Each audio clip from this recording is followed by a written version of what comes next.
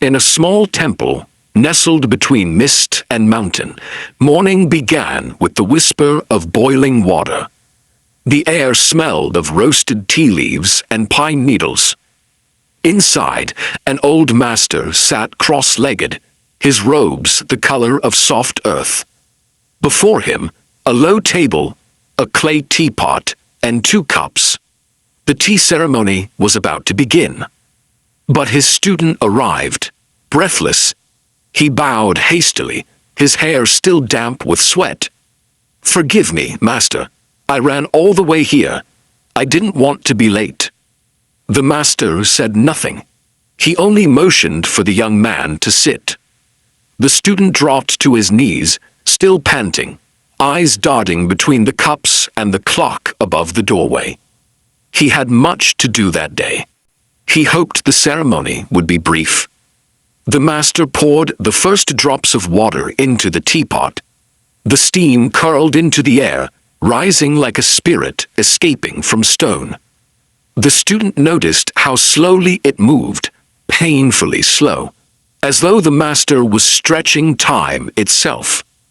Each motion was deliberate, unhurried. Pour, wait, breathe, pour again. The student's thoughts scattered. Why so slow, he wondered. I've done this 100 times in training. I could finish in half the time. The master lifted the pot and filled the first cup, then the second. "Drink," he said softly. The student lifted his cup, bowed, and drank. The tea was warm, fragrant, and faintly bitter. He drank quickly and set the cup down. Then he looked up, expecting another instruction. But the master was simply watching him. Eyes kind, face unreadable. Silence stretched between them until the young man grew uneasy. Finally, he spoke. "Master, what lesson are we practicing today?" The master smiled gently. "We just finished," he said. The student frowned.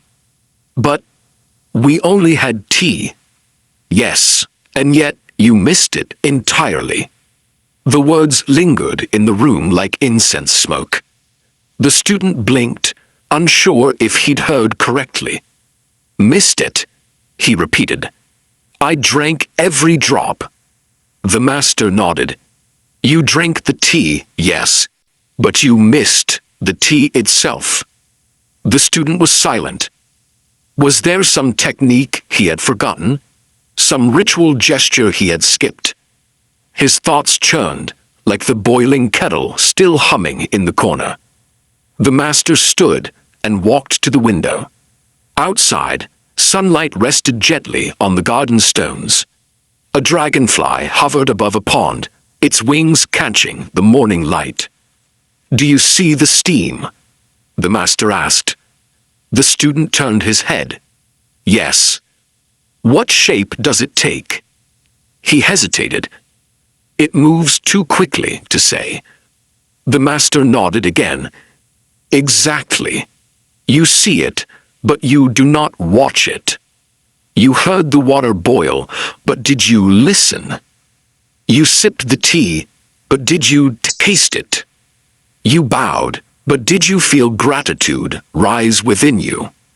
The student opened his mouth, then closed it again. He realized he could not answer. He remembered how he'd rushed through every ceremony in training, always trying to finish, to prove, to achieve. Even now, sitting in stillness, his mind was still running ahead of him. The master refilled his cup. "Drink again," he said. The student obeyed. This time, he raised the cup slowly, letting the steam touch his face. He smelled the faint scent of roasted leaves. He heard the soft rustle of the garden outside. He felt the warmth of the cup seep into his fingers. He hesitated before drinking. Something in him began to quiet. Just a little. He took a sip. The liquid spread across his tongue, gentle and alive. It wasn't just a taste, it was a moment. The heat, the fragrance, the sound of the cup returning to the table. They all felt connected, like one long breath of life. For the first time, he didn't think about finishing. He simply drank. And in that silence, something opened. The master poured himself a cup and sipped in silence. The student watched him carefully, the slow movement of his hands, the way he breathed in before each pour, the faint smile that appeared after each sip. There was a grace in it, not from performance, but from peace. After a while, the master spoke. "Do you know," he asked, "why the tea ceremony was created?" The student shook his head. To practice calmness, he guessed.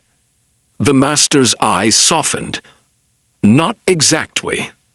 The tea ceremony was not born from luxury or ritual. It was born from awareness. In every pour, every motion, every sip, we are invited to return to the moment that is happening now. He gestured toward the steam rising from the pot. See how the steam rises?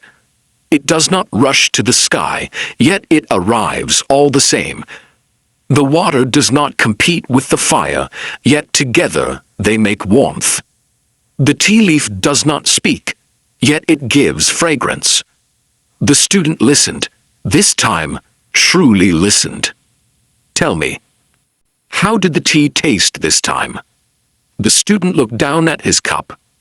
He smiled softly. It tasted like being here. The master's eyes twinkled. Then you have learned the ceremony. The student felt something loosen inside him, a weight he didn't know he carried. He whispered, "Master, all this time I thought Zen was something to understand." The master smiled. "It is not to be understood, it is to be lived." He lifted the teapot once more and poured the last of the tea between them. The final drops fell slowly, like time itself, moving one breath at a time. Life, the master said, is one long tea ceremony. Every breath you take, every step you walk, every smile you give, all are part of it. If you rush, you spill the tea. If you grasp too tightly, the cup breaks.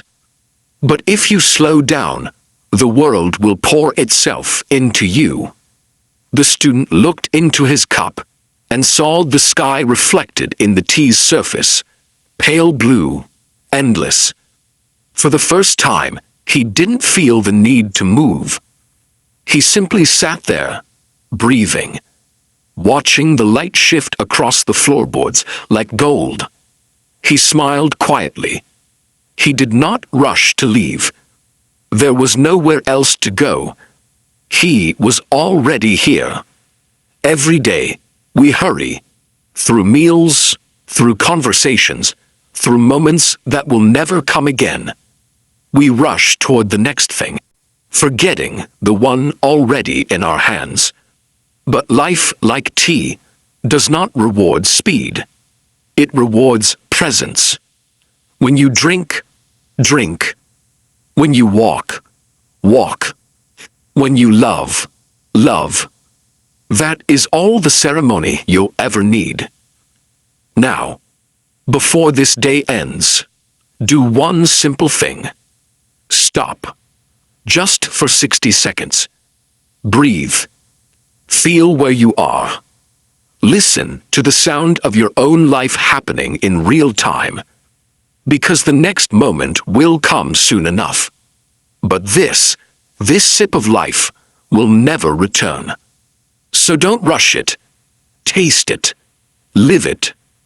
If this story made you pause even for a moment, come sit again with Tales by Cathie. A place where stories breathe slowly, where words remind you to return to yourself. Follow for more stories that invite stillness, more reflections that taste like truth. and more reminders that life is not something to rush through. It's something to sip, one quiet story at a time.